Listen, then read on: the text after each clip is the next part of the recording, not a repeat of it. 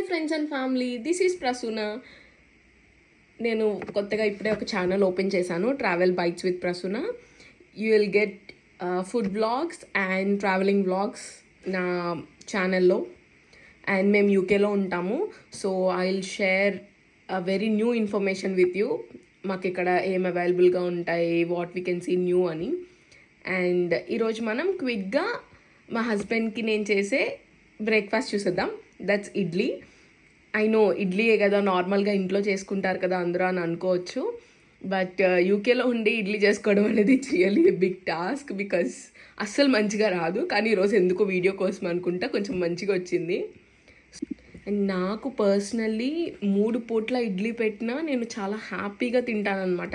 But మా husband అట్లా కాదు.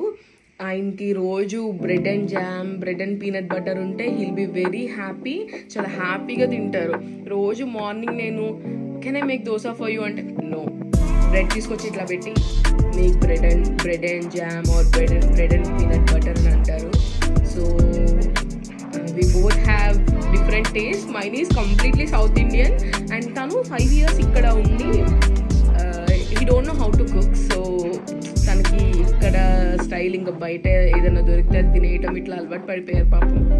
Okay, ee roju manam yummy breakfast chesi ichchedam.